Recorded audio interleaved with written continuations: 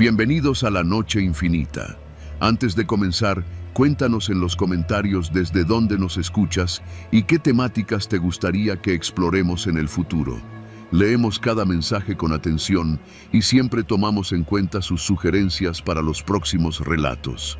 Sin nada más que decir, comencemos. Nunca quise venganza. Lo juro por Dios, quería justicia, aunque ya sabía que esa palabra no pesa nada en este país. Mi hijo se llamaba Adrián. Lo crié sola desde que su papá se fue con otra mujer cuando el niño tenía apenas 5 años. Vivíamos en una colonia de esas que están siempre a medias. Calles sin pavimentar, postes que no sirven, banquetas rotas, pero con vecinos que se cuidan entre ellos. Aquí en Apatzingán, uno aprende a moverse en silencio, a no hacer preguntas, a mirar sin ver, pero no a enterrar a un hijo. Adrián tenía 21 años. Trabajaba en una purificadora de agua, salía todos los días a las 7:30 con su bicicleta. Nunca fue de problemas. No fumaba, no tomaba, y si a veces se desvelaba, era por andar jugando videojuegos. Lo único raro es que le gustaba escuchar los comunicados del ejército en las mañanas, como si le interesara saber quién mandaba cada semana. El último día que lo vi fue un miércoles. Me acuerdo porque era día de plaza, y le dejé preparado su desayuno mientras yo salía al mercado. Al regresar, encontré su taza vacía, la cama tendida, todo en orden, como siempre. Pero no volvió a casa esa noche, tampoco la siguiente. Fui al trabajo, me dijeron que no llegó. Fui a la policía, me tomaron los datos como si fuera trámite de papelería. A lo mejor se fue con una muchacha, me dijo uno, sin levantar la cabeza. Mi hijo no se va sin avisarme, le respondí. Me miró como si estuviera exagerando, como si fuera una más. A los 3 días, fui al CEMEFO. No estaba. Hospitales tampoco. Fue una semana de buscarlo por calles, por baldíos, por grupos de Facebook. Una noche, una amiga me dijo en voz baja que en la carretera rumbo a Tepalcatepec habían encontrado una camioneta abandonada con restos dentro. No me dijo más, solo me apretó la mano. Así que fui, solita. La camioneta ya había sido remolcada, pero un señor de una vulcanizadora cercana me dio un número escrito en un papel mojado. Era de un tal Güero, que al parecer tomaba fotos de los accidentes antes que llegaran los federales. Le llamé. Me pidió 500 pesos. Le dije que no los tenía, que solo quería saber si mi hijo estaba ahí. Me mandó una foto por WhatsApp sin decir palabra. Eran huesos, solo eso. Pero entre la tierra y la sangre seca había un tenis blanco. Yo lo conocía. Se lo compré yo en el mercado de segunda, unos con la lengüeta azul deshilachada. Era de Adrián. No necesitaba pruebas de ADN. No necesitaba más. Me desplomé ahí mismo, junto a la estufa. No grité, no lloré. Me quedé con la cabeza entre los brazos, respirando como si me hubieran dado un balazo en el pecho. Pasaron 2 días hasta que me llamaron. Venía un militar a darme una explicación formal. No dijeron cuál. Lo recibí en la puerta. Uniforme planchado, voz cortés, mirada vacía. Dijo que estaban haciendo investigaciones, que el caso de mi hijo era parte de una operación mayor, que lamentaban la pérdida. No entendí nada. Solo veía cómo la lluvia le escurría por el cuello de la camisa. Después de eso, el miedo se instaló en mi casa. Primero, pasaban camionetas sin placas por la calle. Luego, helicópteros del ejército bajando en el campo de fútbol. Y después, los soldados. Recorrían la colonia con rifles cruzados en el pecho, botas que sacudían la tierra. Adrián los miraba desde la azotea cuando era niño, como si fueran héroes de película. Ahora yo bajaba la mirada cada vez que uno se acercaba. Y fue ahí, en uno de esos recorridos, que lo vi. No lo esperaba, ni siquiera pensaba en eso. Pero una tarde de mayo, mientras barría el frente, pasaron 2 camionetas de la Sedena. En la batea, sentados como estatuas, iban 5 soldados. Uno de ellos bajó la vista. Me miró. Fue una fracción de segundo, pero lo reconocí. Ese rostro, esa mandíbula, esa mirada.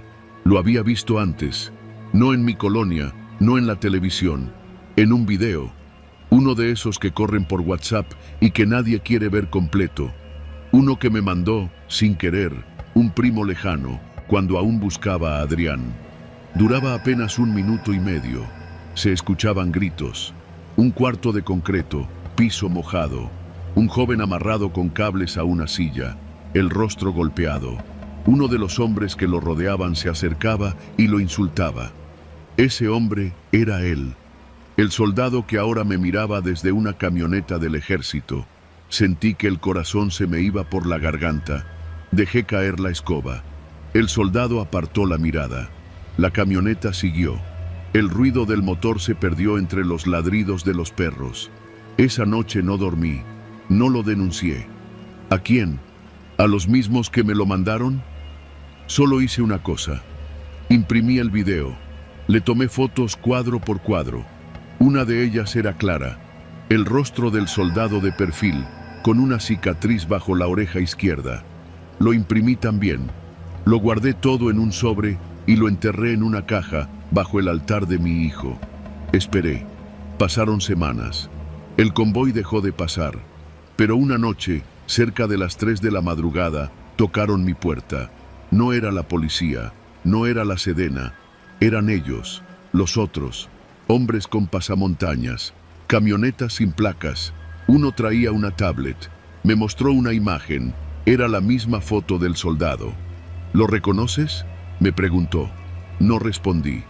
Nos dijeron que tú sabías algo, insistió. Yo no había dicho nada a nadie.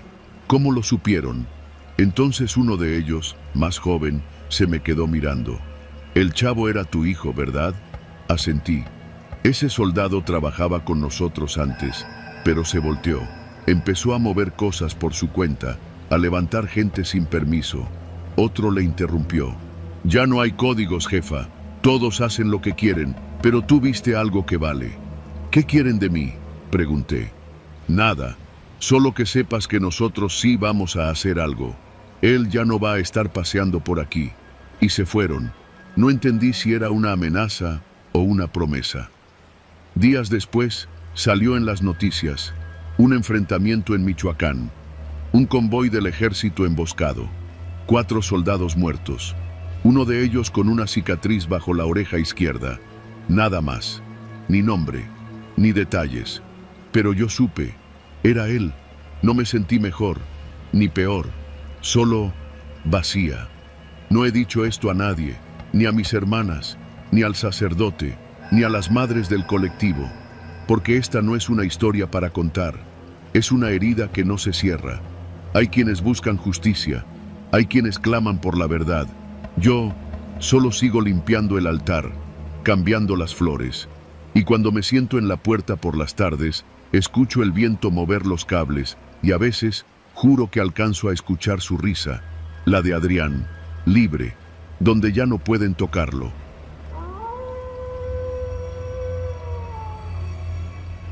Nunca pensé que terminaría metido en algo así.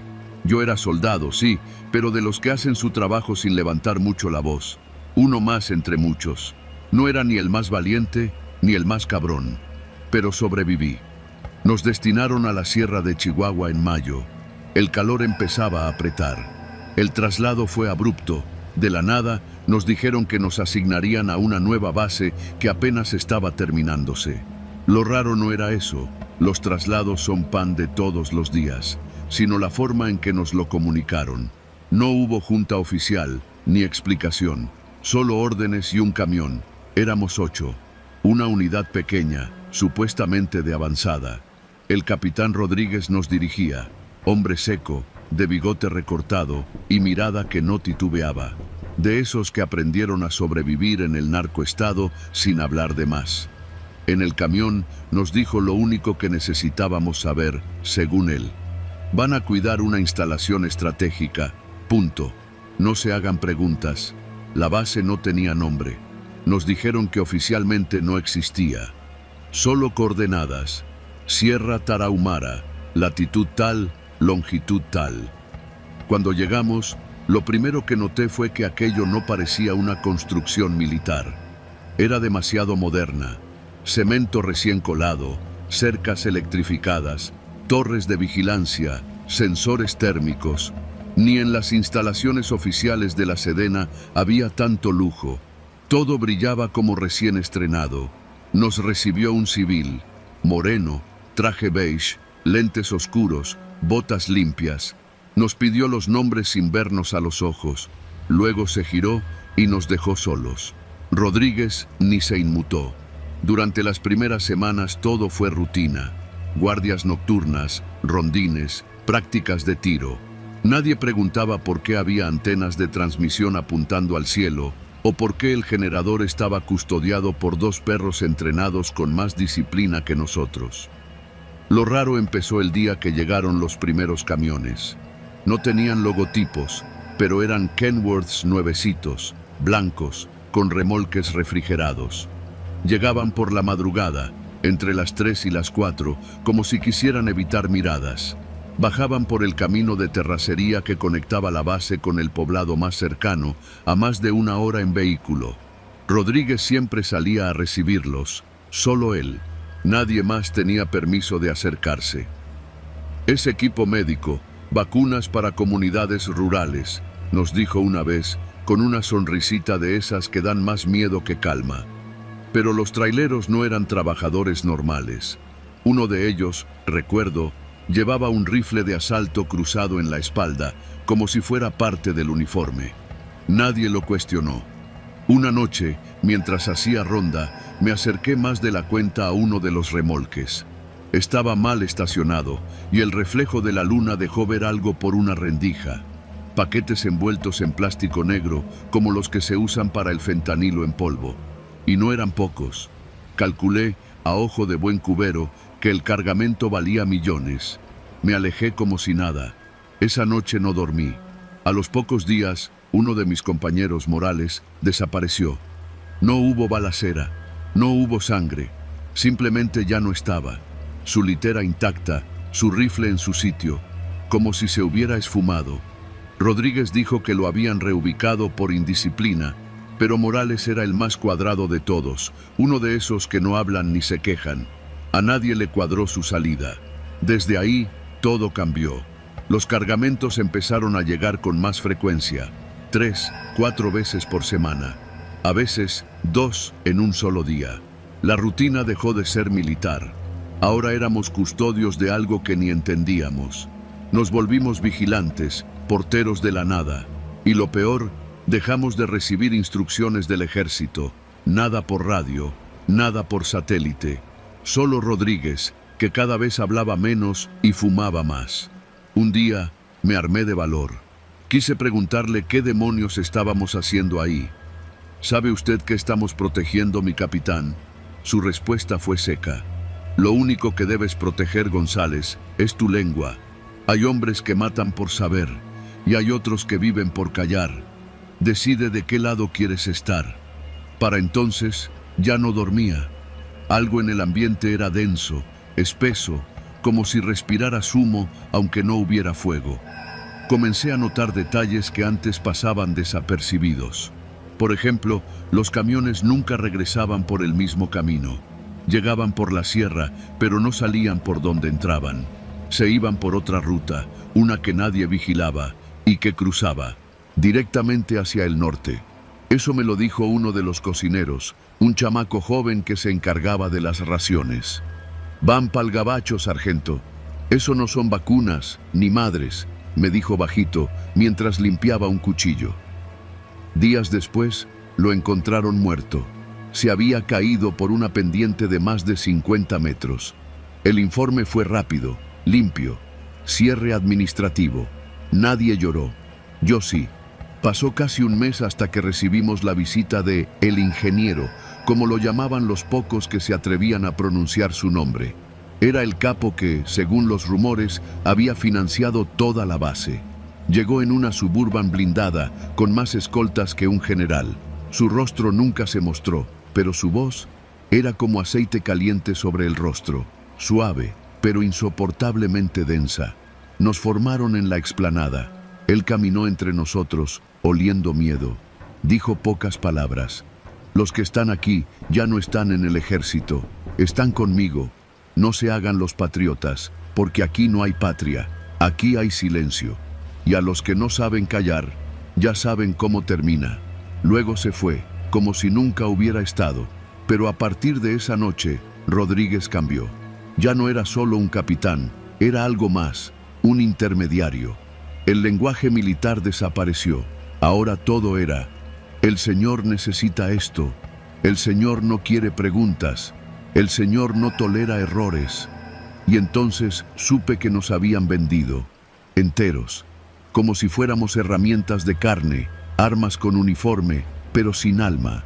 No me fui porque no podía, porque en medio de la sierra, sin comunicación, sin respaldo, desaparecer es fácil, y porque ya había visto lo que le hacían a los que dudaban. Pero no me rendí. Empecé a registrar en secreto fechas, matrículas de los camiones, rutas alternas, horarios. Todo lo que pudiera servir algún día. No sé para quién, quizá para mí mismo, para no olvidarme de que todavía era humano.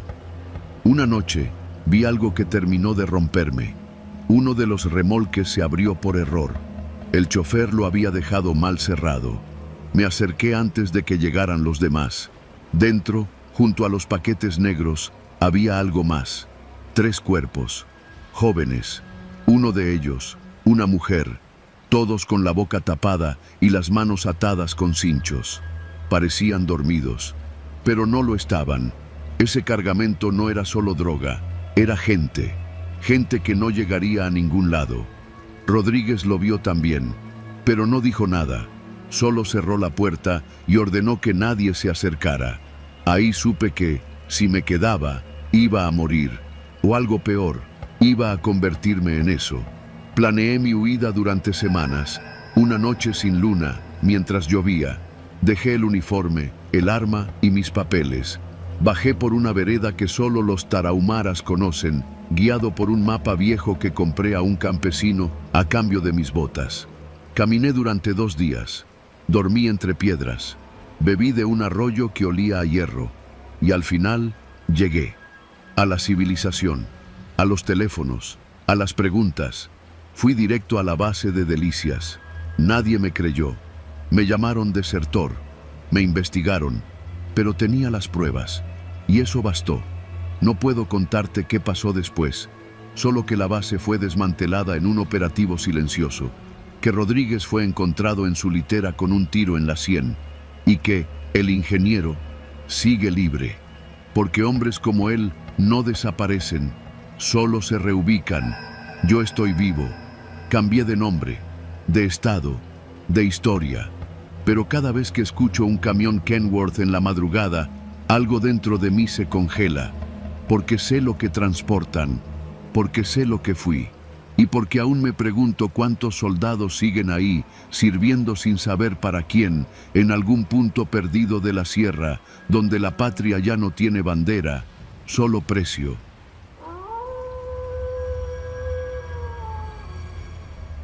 Yo me llamo Diego y nací en un pueblo olvidado del norte de Zacatecas que ni aparece completo en Google Maps. Se llama San Nicolás del Mezquite. Unos 200 habitantes, la mayoría gente mayor, rancheros, unos cuantos borrachos funcionales y los jóvenes que aún no se han ido al otro lado o a las maquilas de Saltillo. Mi papá era de los que se quedó, igual que yo. Aquí la vida era tranquila, o al menos lo parecía. Nadie hablaba de lo que se sabía, porque hablar era exponerse. Una camioneta sin placas podía pasar por el centro del pueblo y todos volteaban hacia otro lado como si no la hubieran visto. Eso no era miedo, era supervivencia. Todo cambió un miércoles. Era 1 de julio y me acuerdo bien porque ese día me tocaba llevar a mi madre a una cita médica a Concepción del Oro. Pero no pudimos salir. Desde temprano se escuchaban motores. Primero pensé que era la banda de don Adrián que andaba ensayando con sus bocinas a todo volumen, pero cuando salí vi algo que no se me va a olvidar nunca. Un convoy del ejército mexicano, con más de 10 unidades, entrando al pueblo como si fuéramos frontera con otro país. No traían sirenas ni hacían ruido de alerta. Era un avance lento, preciso. Los soldados llevaban los rostros cubiertos con pasamontañas y apuntaban sus armas hacia todos lados. Entraron por la calle principal, avanzando como si supieran exactamente a dónde iban. No sabíamos qué hacer. Nadie sabía. Algunos cerraron sus puertas. Otros salieron, como yo, solo para mirar. Hasta que un oficial, un tipo alto con lentes oscuros y chaleco antibalas, gritó algo que cambió todo. Todos los hombres de entre 15 y 50 años salgan a la plaza central. Tienen 5 minutos. Pensé que era una revisión de rutina, un operativo más de esos que hacen para tomarse la foto. Pero mi madre me agarró del brazo y me dijo que no fuera. Yo ya tenía 28. Trabajaba con mi papá cuidando ganado. Nunca me metí con nadie, ni pleitos, ni deudas. Pero supe que si me escondía me iban a buscar y eso podía ser peor. Fui a la plaza. Ya había otros ahí. Mi primo Chepe, el hijo de don Lencho, los 3 hermanos de la familia Ruiz y varios más. Éramos como 20 hombres parados frente a la iglesia, todos confundidos, mirando de reojo a los soldados que nos apuntaban sin disimulo. Uno de ellos nos tomó nombres, otro nos pidió nuestras identificaciones. Los que no traían, los treparon primero a las camionetas. A mí me dejaron para el final. Me acuerdo que me temblaban las piernas, pero traté de mantener la calma. No quería parecer culpable de nada. Cuando me subieron a la caja de la pick-up, fue que noté lo que no encajaba. Los vehículos no tenían número de unidad, ni placas visibles. Los uniformes parecían oficiales, pero algo no estaba bien. Uno de los soldados tenía tatuajes en los dedos, algo que los militares verdaderos no pueden tener. Otro no traía la bandera de México en el uniforme. Alguien detrás de mí preguntó, ¿a dónde nos llevan? Nadie respondió. Nos sacaron del pueblo por la terracería que va hacia el río. Conozco bien ese camino. Lo recorrí 1000 veces en mi infancia. Pero ahora se sentía como si nos estuvieran alejando del mundo. A medio camino, la caravana se detuvo. Nos bajaron a todos, uno por uno. Nos formaron en fila y de pronto los soldados se quitaron los pasamontañas. Ya no eran soldados, eran sicarios. Uno de ellos, el del tatuaje en los dedos, se paró frente a nosotros con un folder lleno de papeles y fotos. Aquí traemos una lista. Vamos a hacerles unas preguntas. No más cooperen. El que diga la verdad se va. El que mienta, ya sabe. Mi estómago se apretó como si me hubieran dado un puñetazo. Entendí que lo del ejército era solo una fachada.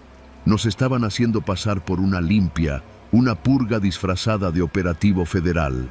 A mi primo Chepe lo acusaron de pasar información a la Guardia Nacional. Él juraba que no.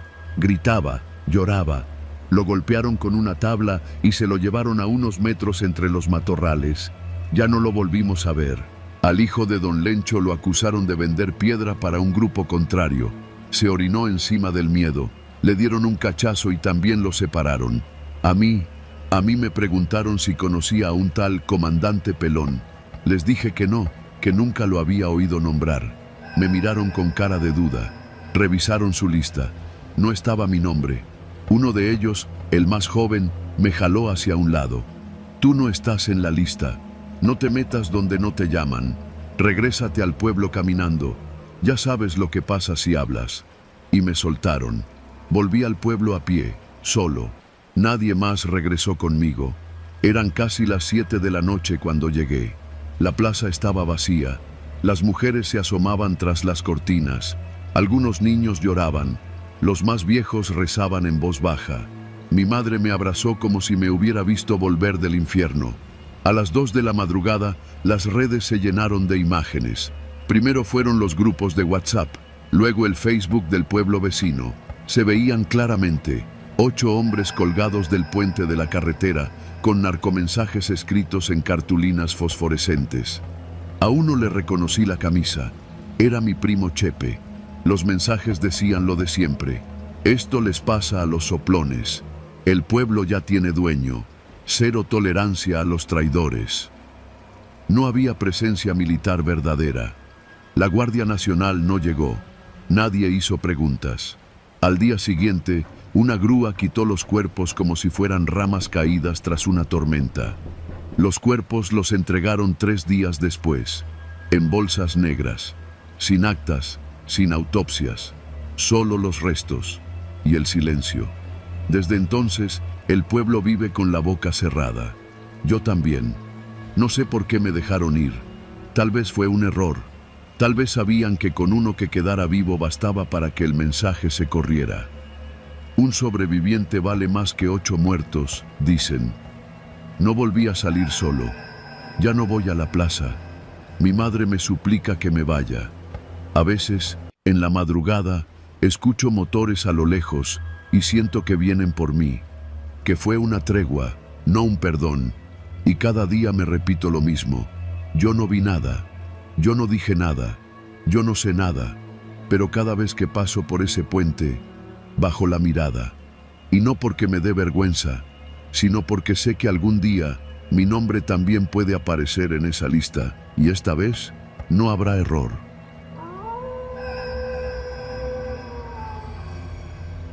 Me llamo Óscar Calderón. Tengo 34 años, nací en Culiacán, pero me crié en Hermosillo. Soy cabo primero en el ejército mexicano. A lo largo de mi carrera he hecho de todo: operativos en zona urbana, reconocimiento en sierras, escolta, retenes, hasta limpieza de campamentos. Pero lo que pasó aquel fin de semana en Zacatecas, eso fue otra cosa. Era sábado. Habíamos terminado una operación en Valparaíso. Llevábamos más de una semana allá, durmiendo donde podíamos y comiendo frío. Nos dieron un día para reagrupar y descansar. Pero a las 7:35 de la mañana, el jefe de radio entró a la sala con el teléfono en la mano, pálido. Tenemos reporte de desaparición forzada en Atotonilco. 4 hombres armados bajaron de 2 camionetas y se llevaron a 2 menores y a su padre. Testigo anónimo. Quiere que mandemos tropa. No era raro. Lo raro fue que, en menos de una hora, llegaron 3 reportes más, todos del mismo pueblo. Uno decía que había un cuerpo colgado en la plaza, otro que estaban quemando casas. El último era el más desesperado. Por favor, ayúdennos, los sicarios están matando a todos. Todo apuntaba a una masacre. Nos movilizaron de inmediato. Éramos 12 soldados y 2 oficiales. Yo iba de artillero, manejando la Browning arriba de la Cheyenne. 2 unidades más nos acompañaban. El teniente Vera iba al mando del convoy. Hombre serio, seco, pero firme. Nadie lo cuestionaba.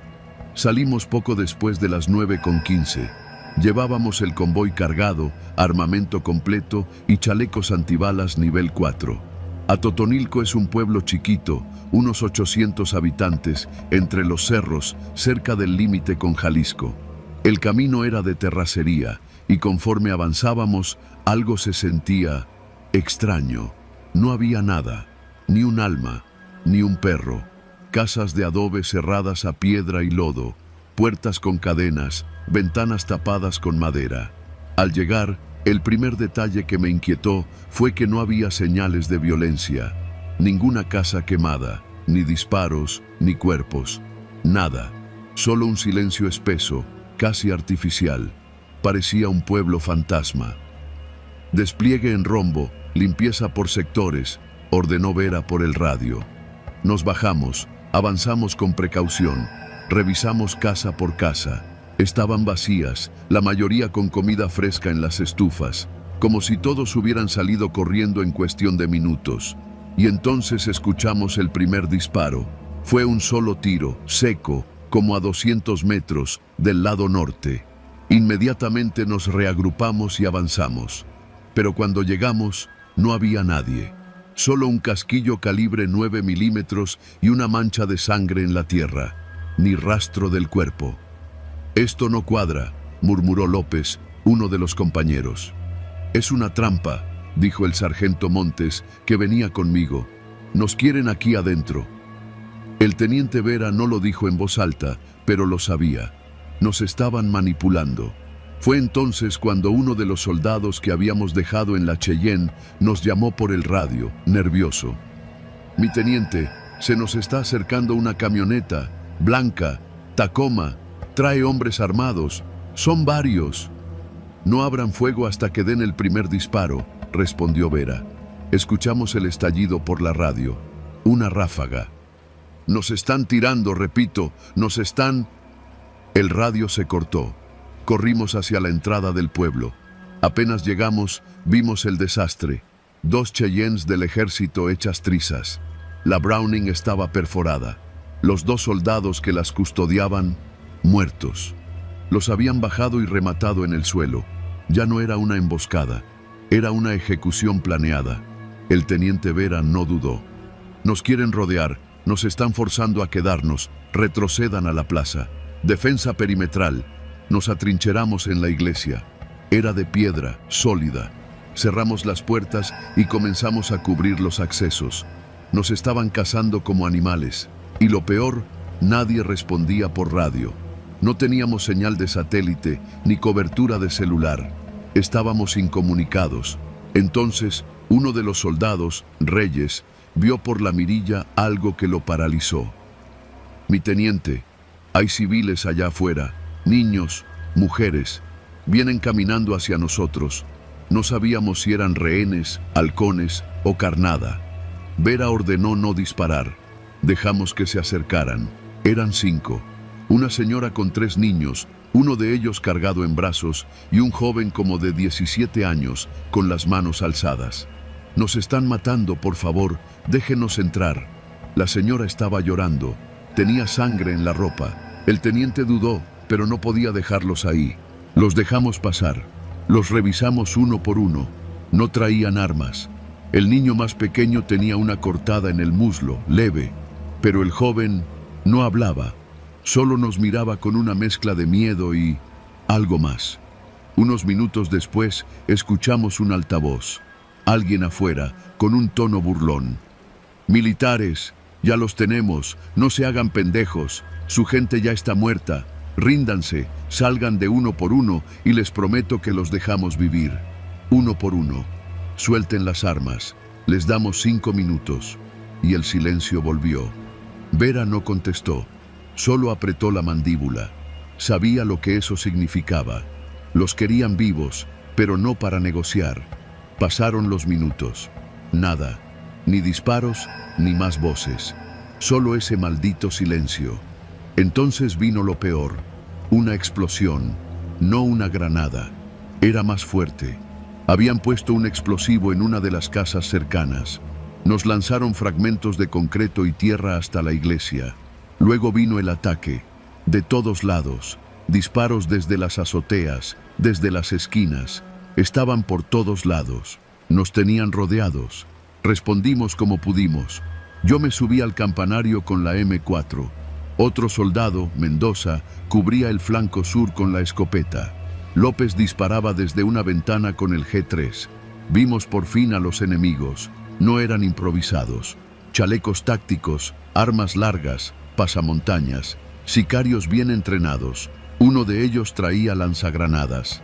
«¡Bájense del campanario ya!», gritó Vera. No alcanzamos a reaccionar. La granada impactó el muro a menos de 3 metros. La explosión me lanzó de espaldas. Todo se volvió blanco. Perdí el equilibrio. Caí al piso del campanario y sentí un dolor agudo en la pierna derecha. Sangraba. Mendoza no tuvo tanta suerte. Lo vi desplomarse. No se movió más. Reyes subió por mí. Me cargó como pudo y me bajó a rastras hasta el altar. Me aplicaron un torniquete improvisado. No podía apoyar el pie. El dolor era insoportable. «¡Nos vamos ya!», ordenó Vera. «Nos están rebasando». La señora gritó, rogando que no la dejáramos. El joven seguía en silencio, pero ahora sonreía. Vera lo notó. «¿Quién eres tú, cabrón?».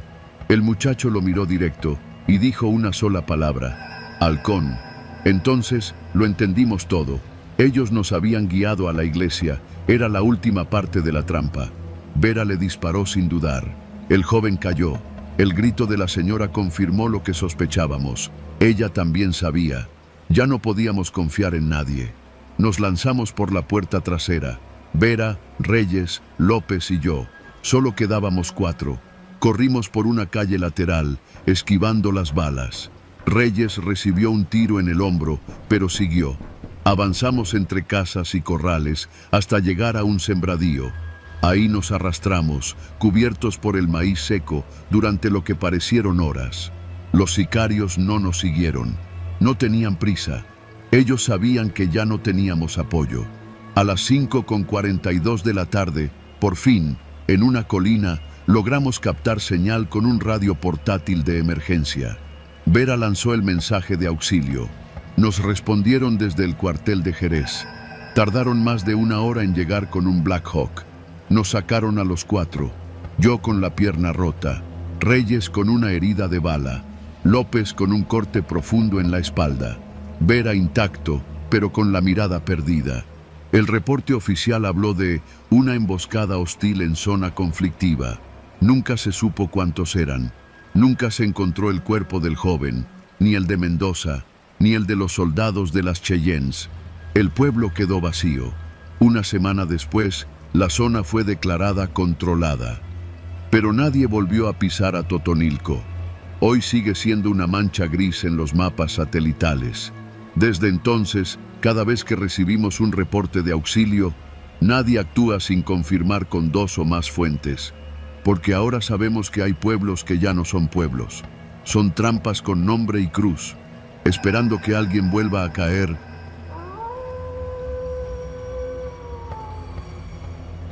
Mi nombre es Iván Torres. Hasta hace poco era cabo primero del 7º Batallón de Infantería con base en Reynosa, Tamaulipas. Tengo 28 años y una hija que me espera en Ciudad Victoria. Esto que voy a contar no tiene nada de gloria, ni de patriotismo barato. No esperes eso. Lo que viví esa noche fue una lección amarga sobre lo que realmente somos para el Estado. Carne que se tira a la guerra, sin garantías de regreso. Todo comenzó con un rumor. Un informante civil había pasado el pitazo de un supuesto laboratorio de metanfetaminas escondido en un rancho al sur de Camargo, a pocos kilómetros de la frontera. Lo raro fue que la información no venía por los canales normales, sino que llegó directamente al coronel con una nota manuscrita, sin firma. Pero la ubicación era precisa, demasiado precisa. Y en mi experiencia, cuando las cosas llegan tan fáciles, suelen venir cargadas de plomo. Aún así, nos ordenaron montar el operativo. Éramos 18 elementos, todos armados hasta los dientes. Nos repartieron los puntos como en cualquier incursión, 3 escuadras, una para el flanco norte, otra para el sur y la mía que entraría por el frente. Yo iba como punto 1, con el sargento Bermúdez cubriéndome. Era de noche, poco después de las 23. La luna estaba entera y nos iluminaba demasiado, lo cual no me gustaba. Prefería la oscuridad para estos casos. Al menos ahí uno tiene dónde esconder el miedo. Llegamos en 3 unidades, camionetas blindadas, las oficiales. A medio kilómetro del rancho nos bajamos y avanzamos a pie. Nadie hablaba. Solo el sonido del pasto seco quebrándose bajo las botas y el zumbido de los insectos en la maleza. El aire olía a estiércol y a gasolina vieja. El tipo de mezcla que te dice que ese lugar ha estado abandonado, pero no vacío. El rancho estaba rodeado por una cerca de madera podrida. Tenía una casona al centro y un par de bodegas a los lados. No había luces encendidas, ni perros, ni movimiento. Demasiado silencio. Cuando llegamos al cordón, el capitán dio la señal. Nos esparcimos y rodeamos la propiedad. Yo avancé hasta la puerta principal. Estaba cerrada, pero no con llave. Eso fue lo primero que me hizo temblar. Empujé la hoja de metal oxidado y entré. No había nadie, solo el eco de nuestros pasos retumbando en el interior vacío. El lugar olía a químicos, sí, pero no a los que esperaba. Era un olor ácido, más denso, como si algo se estuviera descomponiendo adentro de un tambo. «Limpio», dijo Bermúdez detrás de mí, bajando el arma. Pero no estaba limpio, solo lo parecía. Caminamos hasta el fondo de la casona. En una de las habitaciones encontramos el primer indicio de que algo no cuadraba. Una mesa con platos de comida aún caliente. Frijoles, tortillas, carne, recién servida. Pero no había nadie. «No puede tener más de 20 minutos esto», dije, tocando la olla. «Están cerca, susurró Bermúdez. Y entonces lo escuchamos. Un clic, pequeño, seco, como si alguien hubiera activado un encendedor. Después, nada. Tardé menos de un segundo en darme cuenta de lo que era. ¡Al suelo!, grité, y me lancé contra la pared. La explosión vino como una maldición. Primero un destello blanco, y luego el rugido de 1000 demonios saliendo de las entrañas del infierno. La casona entera voló por los aires. Sentí la onda de calor levantarme del piso, como si fuera una hoja seca. Luego, oscuridad. No sé cuánto tiempo estuve inconsciente, tal vez minutos, tal vez segundos. Me despertó el olor a carne quemada. El mío. La pierna izquierda estaba abierta desde el muslo hasta la pantorrilla, y la bota humeaba.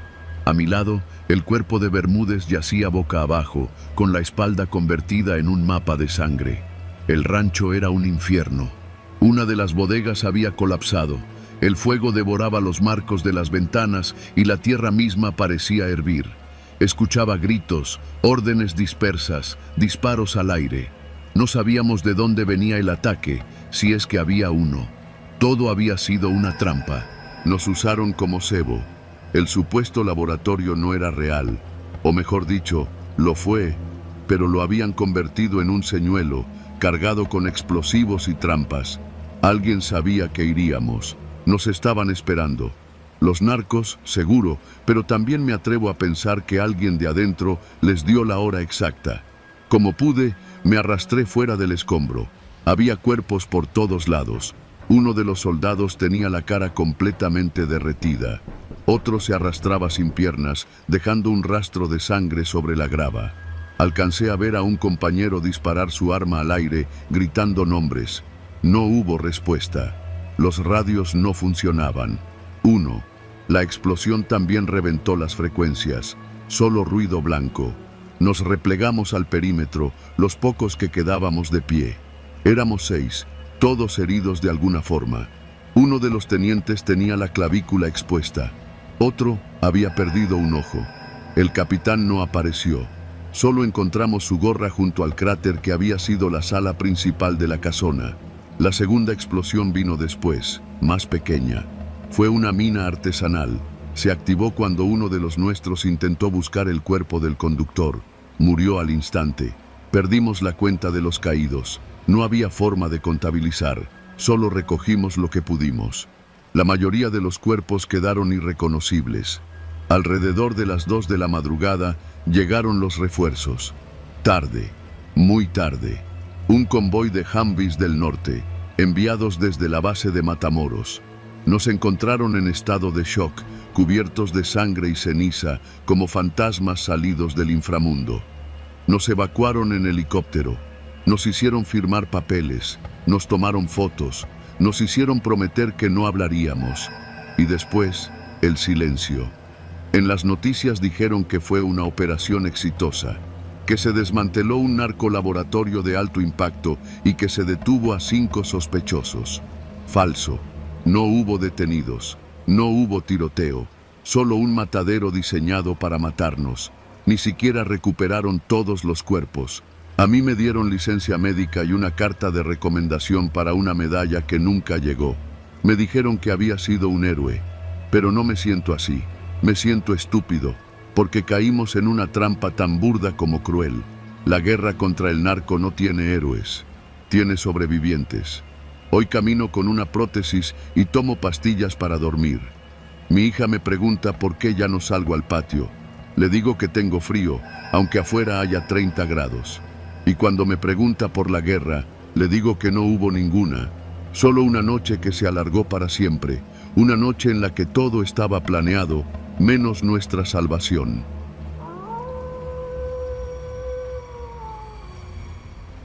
Mi nombre es Samuel. Durante los últimos 3 años fui parte del 43 Batallón de Infantería, con base en Tierra Caliente, Guerrero. Nunca soñé con ser militar, pero después de que asesinaran a mi hermano menor en un ajuste de cuentas en Zihuatanejo, no quise seguir viviendo como víctima. Me enlisté buscando justicia, o eso me decía a mí mismo. Nos enviaron a una misión en las faldas de la Sierra Madre del Sur, en un punto entre Coyuca de Catalán y Tlacotepec.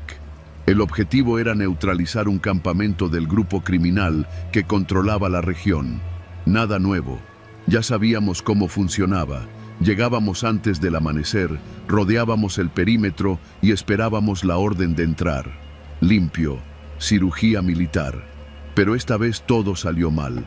Nos habíamos desplegado desde las 3 de la madrugada. Éramos 16 elementos, repartidos en 2 Humvees y una Cheyenne blindada. Yo iba en el primer vehículo, justo al lado de mi capitán, Olmos, un tipo duro, moreno, con voz de trueno. Nadie cuestionaba a Olmos. Si él hablaba, obedecías. Punto. Antes de salir, nos dieron coordenadas precisas.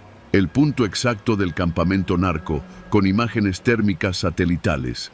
Todo parecía medido al milímetro. Pero desde el principio algo no me cuadraba. Había demasiados detalles. Era como si alguien nos hubiera hecho la tarea. ¿Quién nos pasó esta información?, pregunté, mientras revisaba mi fusil FX-05. La DEA, dijo Olmos sin mirarme, ajustando su chaleco antibalas. Vía Sedena. Eso debía tranquilizarme, pero solo me inquietó más. Nos movimos en silencio por una brecha polvosa. El aire era seco, lleno de esa tierra roja que se te pega en las botas y en los dientes. Cuando llegamos al punto de observación, ya comenzaba a clarear. Nos posicionamos en línea de ataque. Teníamos superioridad. Ellos no sabían que íbamos. Eso creíamos. A las 5:47 recibimos la orden. Proceder. Asegurar perímetro. Prioridad. Captura de objetivos vivos. Nunca vi venir el primer impacto. La explosión vino desde la maleza, no del campamento. Una trampa. El Humvee que iba al frente saltó por los aires como un juguete. Los cuerpos de los soldados salieron volando entre lodo y fuego. La radio se llenó de gritos, estática y disparos. ¡Nos emboscaron! Repito, ¡nos emboscaron! ¡Cambio de táctica! ¡Fuego libre!, gritó Olmos mientras jalaba su rifle y se tiraba al suelo. Yo estaba paralizado, no por miedo, sino por la certeza de que algo no encajaba. No fue casual. Nos estaban esperando, y no en el campamento, sino en la entrada misma. Nos disparaban desde 3 flancos.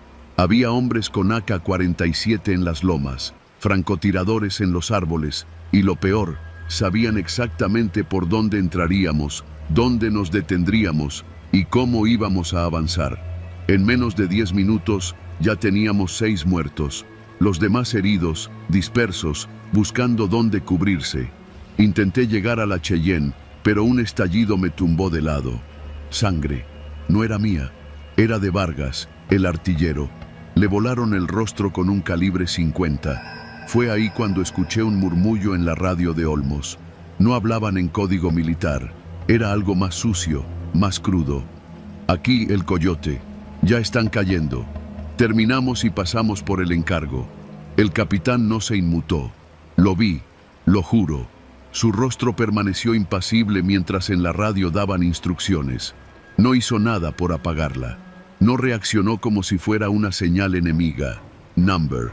Solo se mantuvo agachado, como si todo estuviera dentro de lo previsto. Lo comprendí demasiado tarde. Uno de los nuestros había vendido la ubicación. La masacre duró poco más de 30 minutos. Cuando llegaron los refuerzos del 50 Batallón desde Petatlán, ya era tarde. De los 16, quedábamos 5, 3 heridos, 2 en shock. Olmos, ileso. Nadie habló de traición.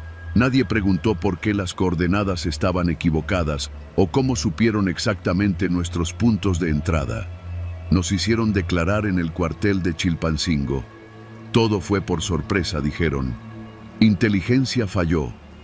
Hubo una filtración en la DEA. Nos dieron un mes de licencia médica y nos mandaron callar. Ni funerales militares, nada. Ni siquiera una nota en la prensa. Yo no pude quedarme callado. Fui a ver a la esposa de Carrillo, uno de los caídos. Le llevé su placa y le dije la verdad, que lo emboscaron como a un perro, que alguien de los nuestros lo vendió, que el ejército lo iba a enterrar como si fuera una estadística más. Ella solo lloró. No me creyó. ¿Cómo creerlo? El ejército no traiciona. Eso pensaba ella. Eso pensábamos todos. Pero yo vi el radio, escuché la voz, reconocí el apodo, el Coyote. Después supe quién era. Era alias de un ex sicario del cártel de los Ardillos, hoy presuntamente desaparecido. El detalle es que según el organigrama que filtraron hace unos meses en un operativo en Cuernavaca, el Coyote era informante y estaba protegido. Y ahí fue cuando lo confirmé. Olmos no era solo un capitán, era un eslabón, un punto de conexión entre el uniforme y la plaza. El traidor no fue un infiltrado cualquiera, fue el líder del operativo. No denuncié. ¿Cómo? ¿A quién? Si el sistema entero está diseñado para tragar a quien hable. Pero tampoco me quedé quieto. Una noche, hace apenas 2 semanas, salí de la base con el expediente de la operación guardado en una USB. Tenía la fecha, la hora, los movimientos del convoy y, lo más importante, el audio de la radio. Lo que escuché en vivo, grabado. Con eso bastaba.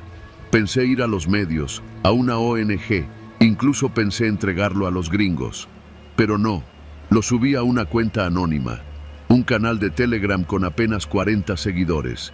Pero uno de esos 40 filtró la información.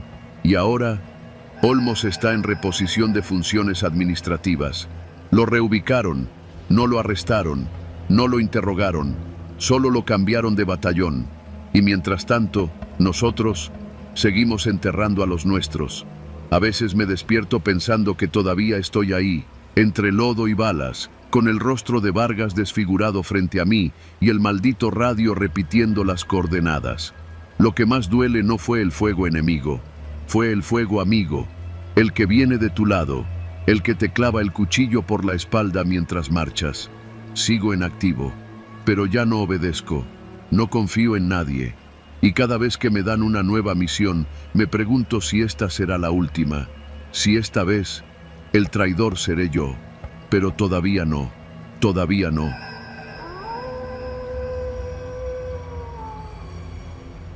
Me llamo Teniente Raúl Ortega Sánchez y fui el único sobreviviente de la Operación Cauterio. Nunca he contado esto fuera del informe oficial que redacté con manos temblorosas, sabiendo que nadie lo iba a leer o que si lo hacían, lo iban a enterrar junto con el resto de los cuerpos. Corría el año 2023, cuando el país ya se había acostumbrado al zumbido de los helicópteros, a los convoyes en caravana atravesando caminos polvorientos, a los retenes malditos y las casas convertidas en fortalezas de muerte. El narco ya no era una sombra. Era una estructura, una autoridad.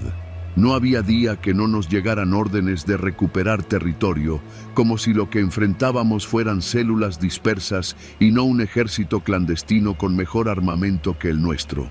Nos asignaron un objetivo en el norte del estado de Zacatecas, cerca de la frontera con Durango. La región estaba controlada por una célula del Cártel del Noreste que llevaba semanas derribando torres de comunicación, ejecutando informantes y emboscando a los convoyes de la Guardia Nacional. Inteligencia detectó transmisiones saliendo de un rancho al sur de Río Grande que supuestamente estaba abandonado desde hacía años. Le llamaban el Ojo de Agua, y su posición lo convertía en un punto estratégico para coordinar operaciones.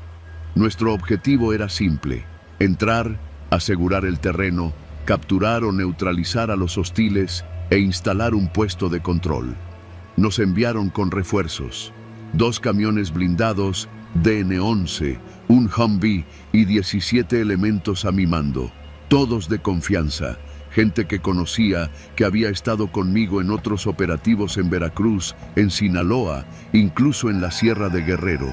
Estábamos entrenados para esto, pero lo que encontramos allí, eso no se entrena.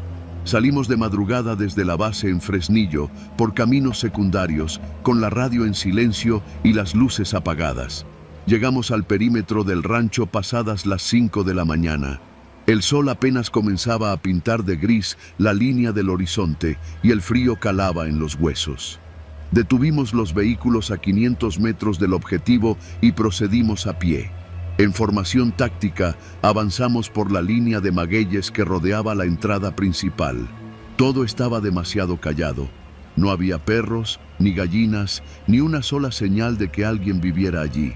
Solo la estructura del rancho, una casa principal de 2 plantas, un granero desvencijado y 3 torres metálicas para radios de largo alcance. Todo parecía abandonado, pero lo que inquietaba no era la falta de movimiento, era el aire, ese silencio espeso, antinatural, como si el lugar hubiera sido clausurado por la muerte misma. Al rodear el granero, encontramos el primer cuerpo. Era un soldado. Uniforme completo de la Sedena, botas limpias, fusil colgado al pecho. Lo habían colgado con alambre de púas desde una de las vigas del tejado, con los brazos extendidos en cruz, como si fuera un maldito espantapájaros. Tenía los ojos abiertos, secos, la boca llena de tierra. La radio que llevaba en el cinturón seguía encendida. Unidad en posición, silencio radial confirmado. Decía una voz metálica, como si repitiera una grabación en bucle. Sentí el estómago darme vueltas. Revisamos el cuerpo. No presentaba signos de tortura visibles, pero estaba frío. Llevaba muerto por lo menos 12 horas. El problema era que nadie nos había reportado unidades destacadas en esta zona. Ese soldado no existía en el plan. Avanzamos con cautela hacia la casa principal. El portón estaba abierto, oxidado, colgando de una bisagra. Al cruzar el umbral, el olor cambió. Era una mezcla nauseabunda de descomposición y metal quemado. En el patio central encontramos otros 4 cuerpos colgados, todos soldados, todos en la misma posición de espantapájaros, con radios en sus cinturones. Cada radio repetía el mismo mensaje, una y otra vez.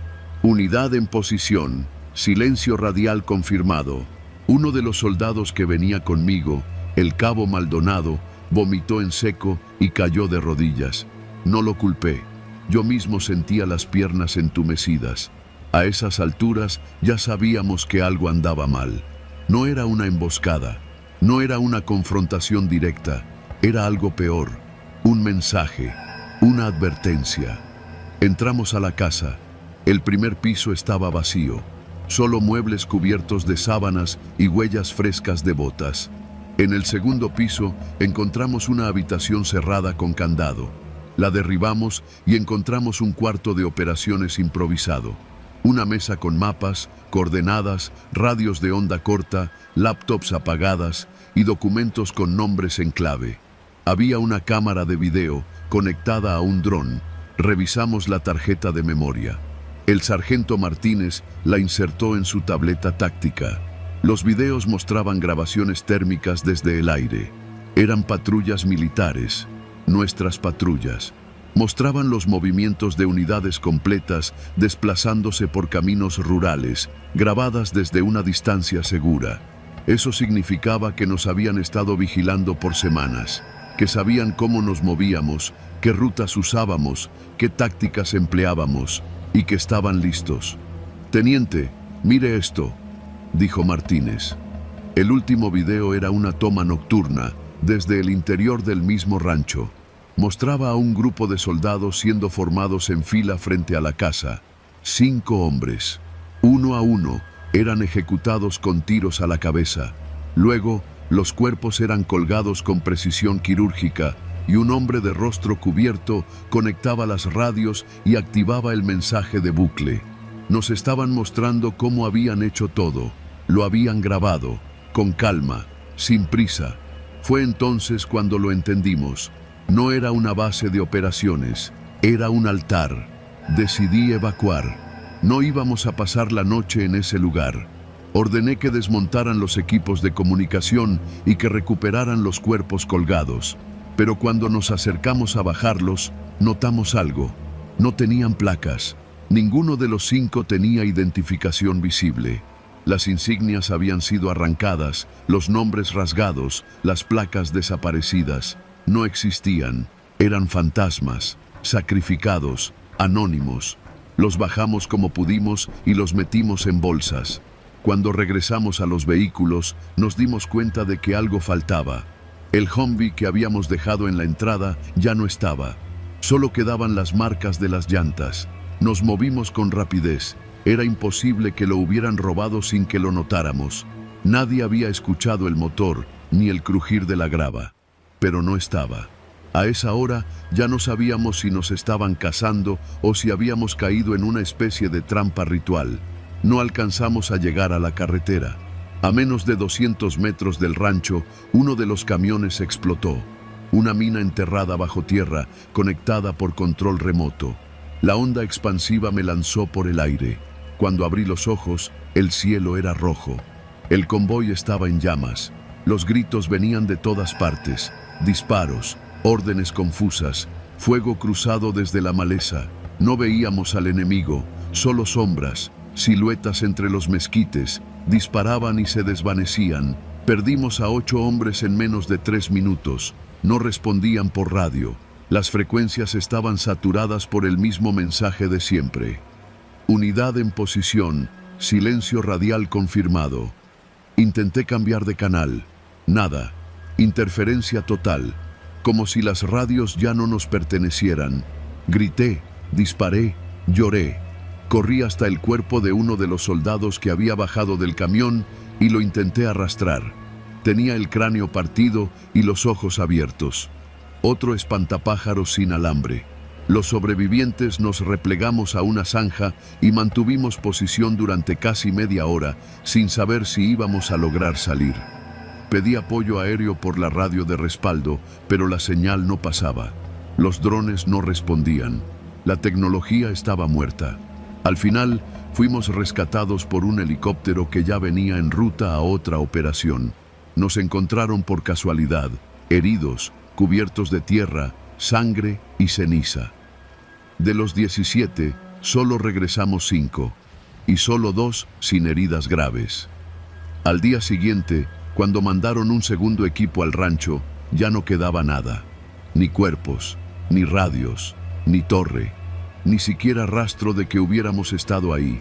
Solo una cruz hecha con ramas, clavada en el centro del terreno, y un transmisor de radio viejo pegado a una batería de auto que repetía en voz baja: unidad en posición, silencio radial confirmado. Desde entonces, el Ojo de Agua no figura en los mapas tácticos. Nadie quiere volver ahí. Se ha convertido en un lugar prohibido, en un rumor entre soldados, en una advertencia. Y yo, teniente Raúl Ortega, sigo repitiéndome cada noche que sobreviví. Pero no porque fuéramos mejores. Sobreviví porque ellos así lo quisieron. Y aún tengo pesadillas con esos radios, con esos cuerpos colgados en cruz, con ese maldito mensaje que a veces todavía escucho en la frecuencia.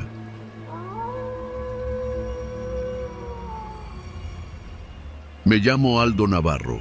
Fui soldado durante casi 5 años en el norte de México, asignado a una base ubicada en un cerro entre Sabinas y Monclova, en Coahuila. No daré el nombre del cuartel. Si has pasado por ahí, seguro lo has visto. Cercas altas, pintura deslavada por el sol y un portón de lámina verde que chirría cuando lo abren. Lo que te voy a contar no es una historia de guerra, es algo más feo. Es la historia de lo que hicimos cuando la guerra se volvió rutina, cuando los días se hicieron largos y el olor de los desaparecidos empezó a pegarse en la ropa. Nadie nos preparó para eso. En el año 2018, los decomisos estaban a la orden del día. Cada semana caían camionetas repletas de droga, armas y a veces cuerpos, unos vivos y otros no tanto.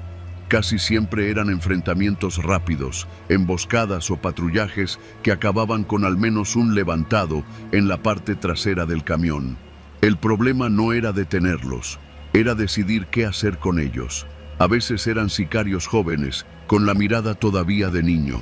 A veces eran tipos curtidos, tatuados hasta los párpados. Todos hablaban con el mismo tono, desafiantes al principio, callados después. Casi ninguno llegaba a la cárcel, muchos ni siquiera al Ministerio Público. A los que sí llegaban, los metíamos en una de las celdas pequeñas del cuartel. Teníamos 3, con barrotes soldados a mano y colchonetas roídas. No había cámaras. El comandante decía que eso complicaba los reportes. Lo que pasa en el cuartel, muere en el cuartel, repetía. Era un hombre viejo, de voz ronca y barriga dura, como si hubiera tragado piedras. La costumbre empezó una noche de guardia. Era martes, siempre eran los martes. Esa vez teníamos a 4 detenidos, 2 sicarios del cártel del noreste, uno de una célula del Golfo y otro que juraba no ser nadie, solo un ayudante que había tenido mala suerte. Se la pasaba llorando, tenía los zapatos llenos de sangre seca. Esa noche alguien propuso jugar baraja. «Chingue su madre, hay que hacer que los perros valgan de algo», dijo el sargento Díaz, un tamaulipeco flaco con cara de caimán. Sacaron una mesa de plástico, una lámpara de gas y una baraja española. Usaban la celda del medio como sala de juegos. Metían a los detenidos en turnos. Si te portabas bien, te dejaban sentarte. Si no, te amarraban a la cama de metal mientras los demás apostaban tus pertenencias: cinturones, relojes, celulares, cadenas de oro, gorras. El juego era sencillo. Cada uno recibía 3 cartas. Si ganabas, podías elegir una prenda del muertario, como le decían al cuarto donde guardaban las pertenencias de los desaparecidos. Si perdías, tenías que dar algo tuyo o elegir a quién interrogar esa noche. Así fue como empezó, como un juego. Pero con los días se fue poniendo más raro, más podrido. Un día, uno de los detenidos ganó la partida. No sé cómo se lo permitieron, pero el comandante se lo tomó con humor. «Déjenlo ganar, a ver qué escoge el culero». El tipo, con las manos esposadas, pidió un anillo. Era de plata gruesa, con una calavera en el centro. Decía que era de su hermano. Uno de los soldados juraba que lo había sacado del dedo de un cadáver al que encontraron enterrado a medio metro de profundidad, en un rancho de Zaragoza. El comandante no dijo nada, solo se rió y le dijo: «A ver cuánto te dura». Esa noche, el detenido se colgó del tubo de la regadera usando su propia playera. Tuvieron que cortarlo con una navaja. Cuando lo bajaron, el anillo ya no estaba. Poco a poco, los martes se volvieron sagrados. No importaba si había rondines o si llovía. A las 9 de la noche se encendía la lámpara, se sacaban las cartas y los detenidos que todavía servían se sentaban en la mesa, flanqueados por soldados con fusiles cargados. Yo al principio no quería jugar, me parecía una bajeza, pero era eso, o quedarme en el calor del dormitorio, oyendo las historias que contaban los que sí jugaban. La curiosidad me ganó una noche que capturamos a un halcón que se orinó en los pantalones cuando lo subimos a la camioneta. Lo pusieron en la celda como a todos, y esa noche lo hicieron jugar. Era escuálido, con el rostro lleno de granos y los labios partidos. Le tocó perder. El comandante le pidió que hablara. «Dinos dónde tiraron a los últimos 3», le dijo. El muchacho temblaba. Decía que no sabía. Le dieron un vaso de agua con hielo y lo dejaron en la celda. Al día siguiente, a las 6 de la mañana, el chico amaneció muerto. Tenía espuma seca en los labios. Nadie preguntó nada.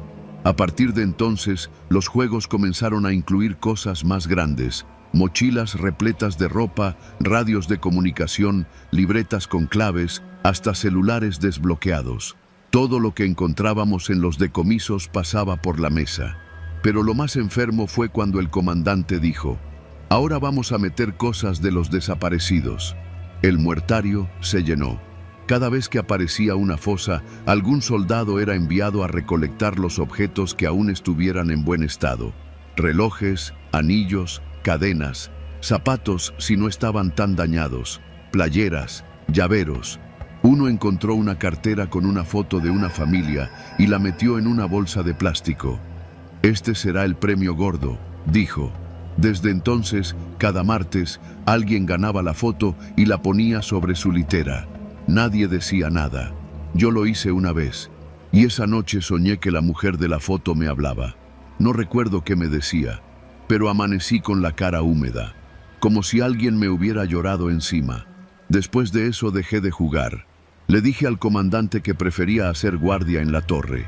Me mandaban café frío y pan viejo, pero no me importaba. Desde arriba veía las luces del cuarto encendidas y las siluetas moviéndose como sombras bajo la lona. Una noche escuché una discusión. Uno de los soldados, apellido Macías, estaba borracho. Le gritaba al comandante que ya no quería jugar. Decía que los detenidos estaban hablando entre ellos en la madrugada, que los oía reírse cuando todos dormían. No puede ser, decía, si uno ya no tiene lengua. El comandante le dio una cachetada que resonó en el patio. Esa noche, Macías no volvió a hablar. Se lo llevaron al Instituto Mexicano del Seguro Social por un ataque de nervios. Nunca regresó. Lo peor vino el día que trajeron a un sacerdote. Lo encontraron viajando en una camioneta Hilux, junto a 2 personas encobijadas. El tipo iba vestido de civil, pero traía una cruz al cuello y una Biblia en la guantera. Dijo que era capellán, que iba a darle los santos óleos a los cuerpos, que lo habían obligado. Lo metieron al cuarto de castigo. No dijeron nada en la bitácora. Esa noche, los jugadores decidieron incluirlo en la partida. Yo no bajé, pero desde la torre vi el momento exacto en que lo sentaron a la mesa. Le quitaron las esposas, le dieron una cerveza. El comandante se la sirvió en un vaso rojo. El sacerdote perdió en la tercera ronda. Le pidieron que dijera un nombre. El comandante quería saber qué políticos se reunían con el cártel en Saltillo. El sacerdote solo dijo, no puedo. Al día siguiente, la celda estaba vacía. En la mesa de plástico, alguien dejó su Biblia abierta. Un soldado jura que la página tenía un pasaje subrayado en sangre. Pues, ¿de qué le sirve al hombre ganar el mundo entero si pierde su alma? Marcos 8, 36. Nadie más volvió a mencionar su nombre. Pero desde entonces, cada vez que se hacía la mesa, alguien dejaba una silla vacía y ponían un vaso rojo al centro. A mí me dieron la baja en abril de 2020. El cuartel sigue ahí. Todavía lo veo cuando paso por la carretera rumbo a mi trabajo nuevo en una empresa de vigilancia.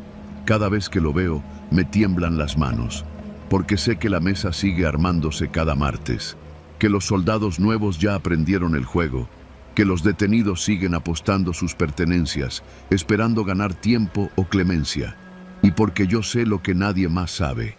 La Biblia todavía está ahí, y en la página marcada con sangre, ahora hay 5 nombres escritos a mano. El mío es el último.